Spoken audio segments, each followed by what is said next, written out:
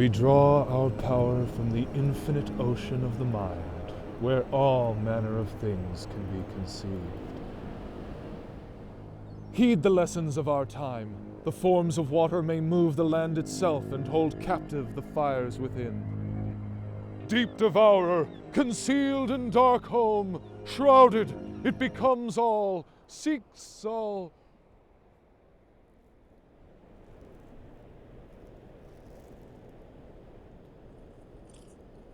I asked for blue raspberry.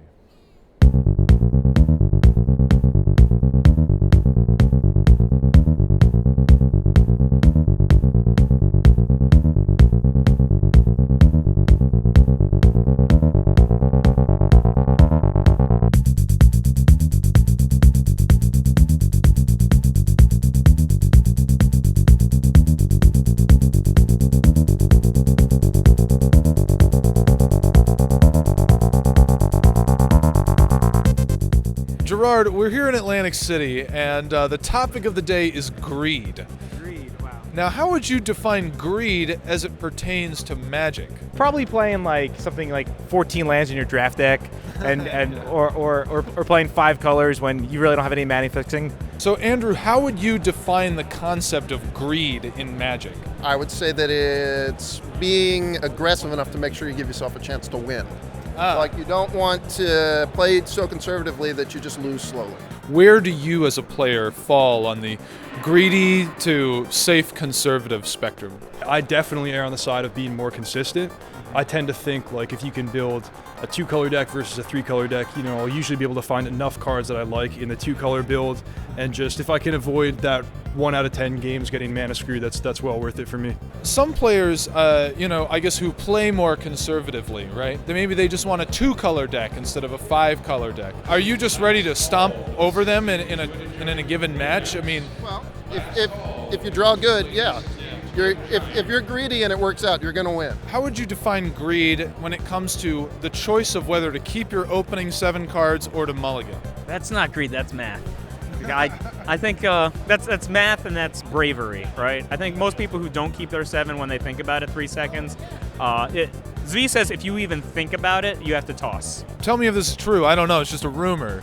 But that in a tournament, you once had an opening hand that was 7 lands, and you chose not to mulligan. You kept an opening hand with 7 lands. Is that true? Okay, yeah. So it's a true story, and the exact story was I was at Pro Tour Paris, and I was playing the Grand Prix the next day they had, and Dave Humphreys walks by, and I have 7 lands that I keep, and I win game 1, and he just couldn't believe it. And then game 2, I opened my hand, and it was 6 lands and Praetor Council, which is an 8-mana spell. And I figured if I kept the 7-lander, I have to keep this, and I kept and I won. But yeah, who told you that story?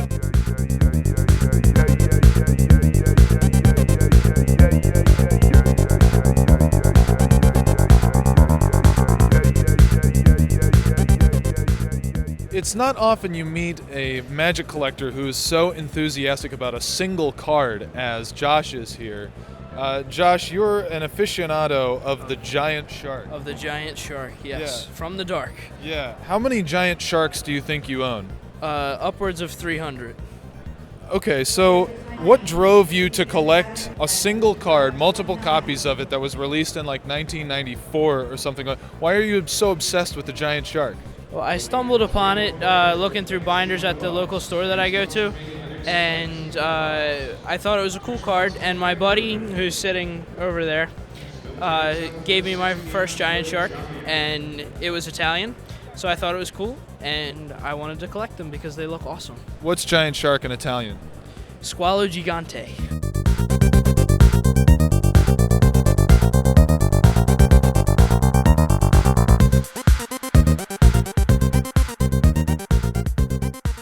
You have rocketed to, the heights of Magic in the last couple years very quickly. You won a Grand Prix in Nashville with an undefeated record, which is an unheard of accomplishment, very rare, and earned a spot in the most prestigious exclusive tournament of the whole year, the Players' Championship. After having risen to these great heights, like I said, an undefeated Grand Prix, show up at the Players' Championship, you're playing against the best players in the world. You didn't fare too well. a lot of people could chalk it up to, oh, bad luck, or, oh, I was playing against the best players. But it seemed like you took it pretty hard. Your testing partner, Owen Turtenwald, posted on Twitter a list that you had handwritten of all the mistakes you had made. I mean, what were your thoughts kind of in the aftermath of that tournament as you're kind of writing that list out? Well, it's, I mean, I was just like basically up all night thinking about it. Not that I was like too devastated, but it's just something like I wanted to write it out as like a cathartic, thing, and just like be able to get some closure on it, put it behind me, and start looking forward to next year instead of looking behind at the mistakes.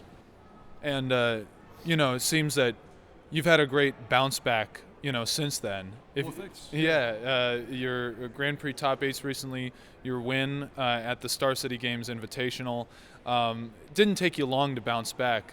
How are you able to stay so optimistic that you could come off of a disappointment like that and have great results almost soon after? It was, I just felt more like looking forward to turning it around, exactly as you said, instead of just dwelling on, I can't really change the past, but I can definitely change like the course that I'm on for the future. So that was the first thing going through my head.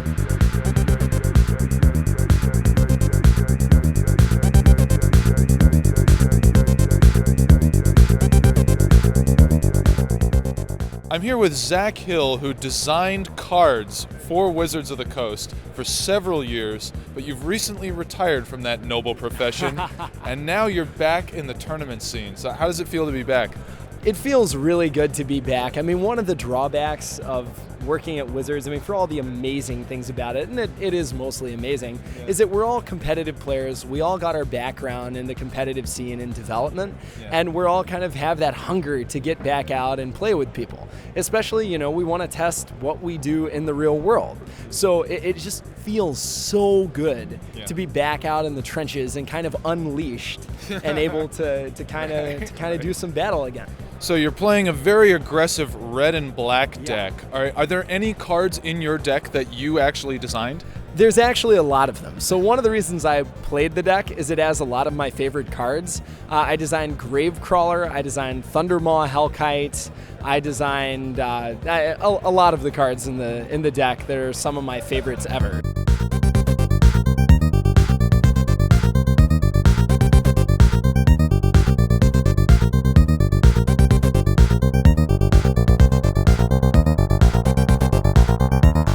The point of my deck is to grind you out.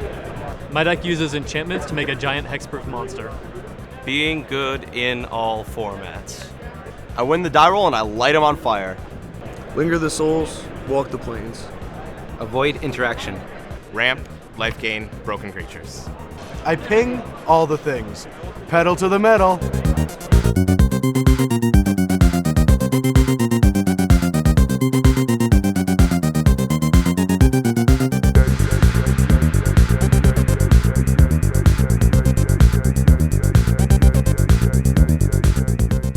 The finals of Grand Prix Atlantic City pitted the veteran contender from Canada, John Stern, against one of the most talented and accomplished players in the game today, Josh Utter Layton. In Game 1, Utter Layton enhanced the performance of his Silverblade Paladin with an enchantment that granted it great strength and malicious rage, and the game ended after only a few hits from the skillful swordsman. In Game 2, Stern summoned the one and only legendary Geist of St. Traft, and though it was protected by a hexproof force field, Utter Layton got rid of the Geist by summoning his own one and only legendary Geist, which, upon seeing itself on Stern's side of the battlefield as well, caused a rift in the space-time continuum such that both Geists disappeared. Then Stern re-summoned the Geist, and with the same paradox, Utter Layton vanished it yet again. Undeterred, Stern called once more upon the ephemeral Geist, which, together with its sidekick, the floating Hatton Jacket, defeated the defenseless Utter Layton. With the trophy and the better share of glory and cash on the line in Game 3, Utter Leighton called upon his fencing ace, whose lunges scored very palpable hits. But the swordsman's efforts were foiled by yet another appearance of Stern's Geist of St. Traft, which, once enchanted with both rancor and the ironically non-redundant Spectral Flight, delivered the decisive blow, making John Stern the champion of one of the most highly attended Grand Prix of the year. Canada strikes again. All right, so John, you're a member here of Team Mana Deprived. You guys have put up an amazing string of awesome results in the last year. So how old were you when you first started playing Magic? The first time I played Magic was a starter deck of Revised that my brother picked up. Ah, so you're an old head. All right, so are you like a senior member here among the group? Yeah, I took I took some time off. I came back to the game, and this is the new crowd that was at the top of the scene. And yeah. Wow, so you've been around forever, but where does this rank in, among your Magic memories? This is my best accomplishment, I think, in Magic.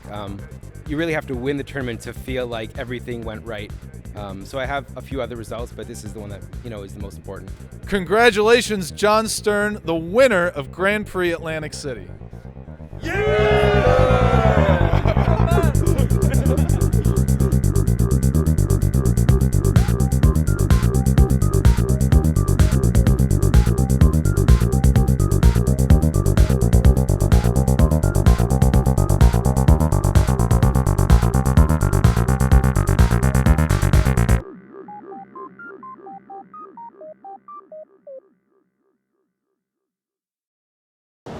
This is your day to die, Franklin.